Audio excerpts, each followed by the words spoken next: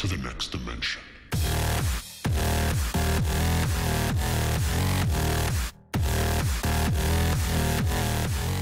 Hey guys, it's Undercoverdudes all the way from down under, and today I'm going to be talking about how Nexon has brainwashed us into thinking that the prices of their guns are fair, and then I'm going to lead that on to the Black Friday sales and how everybody thinks, oh my god, you know, everything's so much cheaper, when in reality it isn't so much cheaper, we're just buying pixels.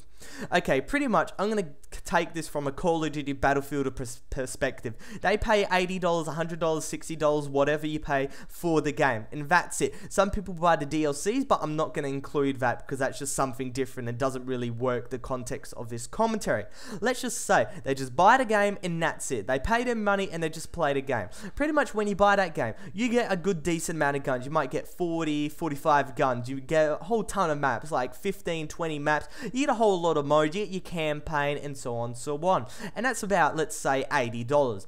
Now, to buy a permanent gun in Combat Arms, not a permanent game like you actually buy the game, a permanent weapon in Combat Arms, it costs $20 to $30. This is just one weapon, and I kind of get this magnitude. You pay $80 for a whole game, or you pay $25 for one gun. This is what I'm trying to confirm in you guys' brains right now. We are absolutely getting ripped off by Nexon in so many ways. When you take it from a realistic perspective, what Nexon is doing is just completely ripping us off in so many ways.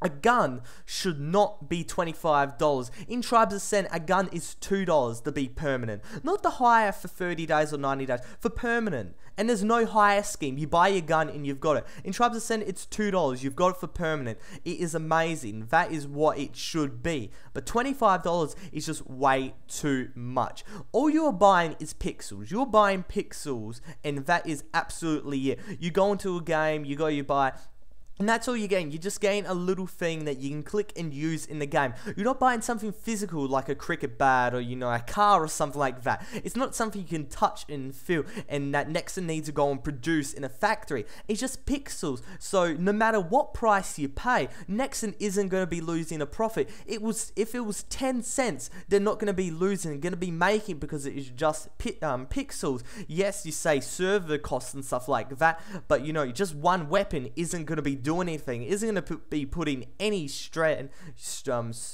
on their server at all. And pretty much it's gone into people's mind that $25 is a good price for a gun because Nexon was the first one to do this permanent stuff. When you go way back, 2008, 2009, majority of stuff around, majority of free-to-play games, they were based on a higher system. Combat Arms is still based on a higher system, and pretty much everybody else was based on a higher system as well. But Combat Arms kind of took in the way of doing it permanently. Crossfire, I think, did it before them, but that was just, you know, normal. Their price is actually half decent. But Combat Arms is absolutely ridiculous what you have to pay to get a permanent weapon. $25, it's way too much. And because they were first, people just been buying so many, it's just kind of got into people's brains, yes, if this is a price we should be paying, we shouldn't be paying, you know, $5. That's a rip-off. Nexon's going to be losing profit.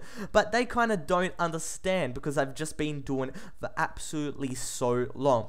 And then when you get the Black Friday sales, people saying, oh my god, it's 40% off, 50% off, Nexon's losing so much money from this. But in reality, they're not losing anything. They're making money because it's just pixels. They're not giving you real life stuff. They're just giving you pixels. They're not losing money. And pretty much people caught up in all of this hype. And so when they go and just absolutely spend so much money on NX in order to buy the guns, they think, yeah, it's a good deal. It's a good deal. You know, I bought a gun for $10 when it was normally $25.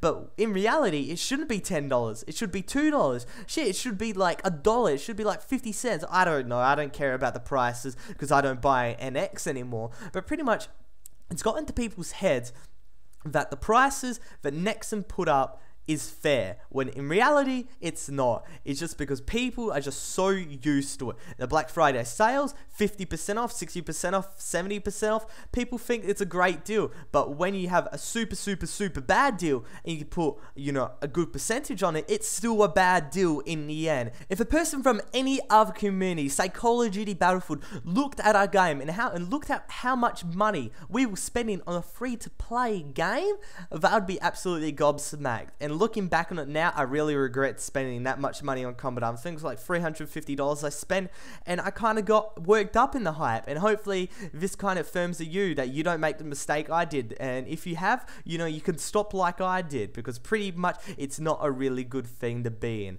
But for now, it's Undercover Dudes all the way from down under, out.